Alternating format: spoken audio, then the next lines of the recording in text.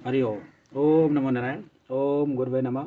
मैं महेश कुमार कुशवाहा उत्तराखंड से आज आपके लिए लेके आया हूँ बहुत ही महत्वपूर्ण जड़ी, जिसके प्रयोग से बहुत से रोग दूर होते हैं। और ये हमने शुभ मुहूर्त में निकाला था, मकर संक्रांति के दिन। पूरे दिन ही शुभ मुहूर्त था उस दिन। तो इसमें देखिए, इसका जो उपयोग है, लोगों का कहना है कि सुख समृद्धि आती है अगर इसके पौधे को हम घर में लगाते हैं, तो या कोई भी पौधा लगाते हैं सुख समृद्धि आती है। उसका कारण क्या होता है? देखिए, उसका जब हम उपयोग करेंगे तब सुख और समृद्धि और धन लाभ होगा, अन्यथा नहीं। और फिर वायु में भी देखिए, ये अपने औषधीय गुणों को छोड़ती रहती है, जो हम सांस द्वारा अपने शरीर में लेते हैं। तो वायु चिकित्सा भी होती है पौधे लगाने से। इसकी ये देखिए, सबसे बढ़िया क्या है कि ये चिरचिटा है। इसके कुछ मैं आपको 2 या 3 उपयोग बताऊंगा। एक तो उपयोग ये है कि दंत रोगों में ये बहुत ही लाभकारी है। किसी भी प्रकार के दांत के रोगों से सही हो जाती है। और इसका दातून करने मात्र से केविटी भी ख़त्म हो जाती है। जो गड्ढे होते हैं या खुल्ला हमारे यहाँ बोलते हैं, तो दांत में गड्ढे हो जाना, वो भी भर जाते हैं। तो ये एक उपयोग है कि इसके हम दातून कर सकते हैं। इतना इतना लेंगे, और ये सूखी हुई लकड़ी भी मंगा सकते हैं, जड़ मतलब, और इसको पानी में डाल देंगे तो भीग जाएगा, फूल जाएगा। फिर इसे दातून की तरह बना सकते हैं। सबसे सॉफ्ट मुझे आज तक किसी का दातून लगा है। नीम का तो बहुत टाइट होता है, वो दांतों में मसूड़ों में उसके जो रेशे घुसती हैं, लेकिन ये नहीं घुसता है। तो इसको हम अगर एक टुकड़ा लेते हैं तो कम से कम 6-7 दिन हम कर सकते हैं। या इसको वैसे भी सुबह से हम चबा लें तो बहुत फ़ायदा है। या इसका पंचतांग का यूज कर लें, जड़ का यूज कर लें, जो जो चीज़ आपको मिले इसका उपयोग करिएगा, बहुत ही लाभकारी है। तो इसमें देखिए, इसका उपयोग जो हमने कर रखा है दांतों में अनुभूत है।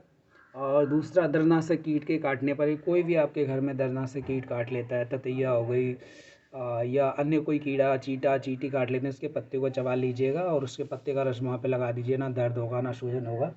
और अपमार्गा घृत, यानी कि इसके रस को निकाल कर घी के साथ पकाने के बाद जो घी लेंगे, तो वो जिस महिला को संतान सुख की प्राप्ति नहीं होती है, सब कुछ पूर्ण है लेकिन उस संतान प्राप्ति नहीं हो रही, तो उसमें भी ये लाभ करता है।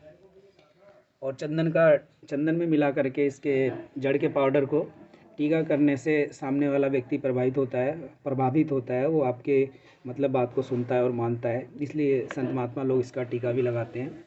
और इसका सेवन सुबह सुबह हम करें और कई वर्षों तक करते रहें, तो वाक्पटुता भी आती है, यानी कि जो हम बोलेंगे वो बात सिद्ध सत्य होने लगती है, ऐसा ग्रंथों में लिखा है। ये अनुभव में तो नहीं है, लेकिन सर्व इसमें ये है। हमारे यहाँ एक बुजुर्ग व्यक्ति थे, वो इसको पत्ते को और जड़ को पीस करके पिलाते थे सांप काटने पर। तो ये सर्व इसमें तो सर्वविदित है कि ये काम करता है। तो इसका उपयोग करें और इसकी पौधे को लगाएं और अपने गमले में ज़रूर लगाएं, क्योंकि बहुत ही लाभकारी, बहुत ही फ़ायदेमंद पौधा है। और ये आपके गमलों में होगा तो कभी भी इसके पत्ते उपयोग कर सकते हैं। इसके बीज के खाने से हमारा मोटापा भी ख़त्म होता है। तो ये था। और जड़ का इसका अंजन करने से, यानी कि इसको पत्थर पे घिस करके इसके अंजन आँखों में लगाने से, या इसको काजल बना लेंगे इसको जला करके, तो ये हमारे लिए बहुत ही दिव्य दृष्टि उत्पन्न करता है। लेकिन ये सब साधना है, सिद्धियाँ हैं, इसमें समय लगता है, आदमी को सात्विक होना पड़ता है, और काफ़ी समय करने से ये संभव है। असंभव तो नहीं है, लेकिन संभव ज़रूर है। लेकिन बहुत ही तपस्या करनी पड़ेगी, जो कि आज के युग में संभव नहीं है। लेकिन औषधीय रूप में तो हम इसका उपयोग कर ही सकते हैं, ये मेरा मानना है। और जितनी मुझे जानकारी थी या जो उपयोग हमने किया वो आपको बताया। आगे आपको अगर कुछ इसके बारे में अन्य जानकारी प्राप्त है या जानते हैं तो अवश्य शेयर करिएगा। आपका धन्यवाद, आभार। जय हिंद, जय भारत, जय आयुर्वेद, जय प्रकृति माता।